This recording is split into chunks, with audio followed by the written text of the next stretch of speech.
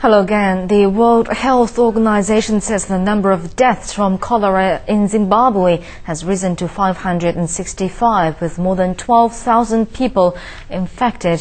Thousands of cholera patients in Zimbabwe were walking kilometers across the border to seek treatment in neighboring South Africa. Most are unable to receive treatment in their own country. Doctors at a hospital in the border town of Musina say they're overwhelmed by the number of cholera patients from Zimbabwe. UNICEF has launched a 120-day emergency response to intensify relief efforts in the country. And under the plan, UNICEF will increase health outreach services, provide nutritional supplements, and scale up access to safer water. China has completed the development of a new internet network, the largest of its kind in the world. The SINET-2 is a next-generation network. Its speed is 1,000 times faster than the current generation and provides many more IP addresses, and it will make long-distance communication much more convenient and reliable. But ordinary web users will have to wait for the benefits, and the SINET-2 is now the exclusive property of research institutions, and developers say it will be another 4 years before it's available to users at home. Shanghai residents now have a chance to see the Shenzhou 7 spaceship at the city's Science and Technology Museum. The week-long exhibition opened on Wednesday. Li Zongwei from Shanghai Television reports.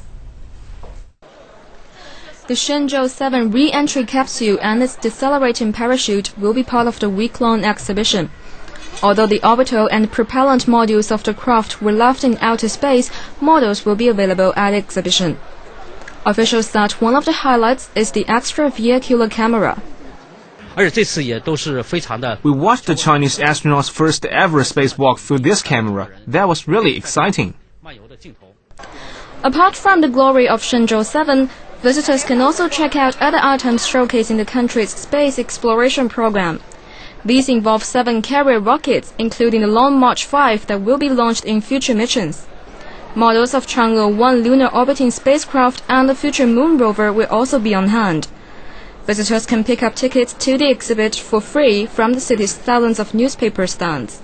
Li Zongwei, ICS for CCTV. And finally, liquid bone, the texture of a toothpaste, and cancer diagnosis at the speed of light. These are just some of the gadgets that UK scientists are working on to revolutionize medical treatment. Wang Guan brings us today's tech update.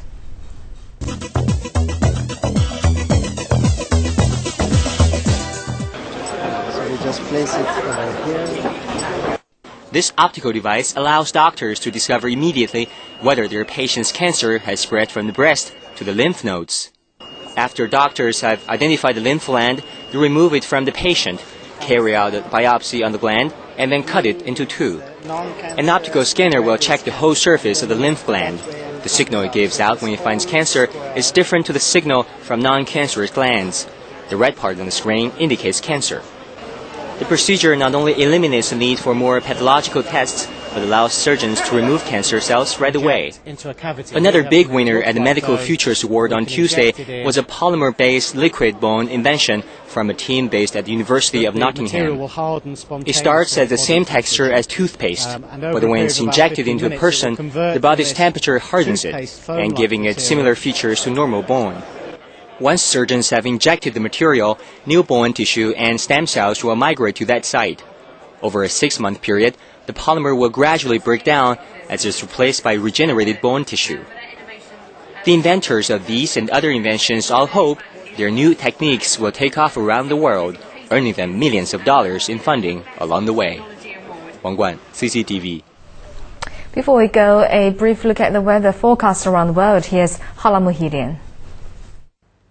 Thanks and good morning. Well, it's going to be another wintry day here in China today, with this area from the northeast all the way down to the Huanan region remaining in the grip of the strong cold front, with the most noticeable drops in temperature being felt across in Jilin, Liaoning, Shandong and Jiangsu. Day highs there are set to drop by over 12 degrees, meaning that temperatures across much of the north are set to sink down below 0 degrees today, with highs from eastern Gansu through to Shandong set to peak between 0 and 5. We've got more wet weather on the way today as well, with snowfall continuing up in Heilongjiang, Jilin, eastern Liaoning and over in eastern Shandong, and rain stretching from eastern Sichuan through to Hunan, and special attention should be paid across in central Guizhou as there is a risk of freezing rain appearing there. Move across to North America now, where that wet weather is continuing to focus up in the east, with snow landing in many places, particularly across in Quebec and eastern Ontario, where that snowfall will potentially be extremely heavy, accompanied by some stronger winds.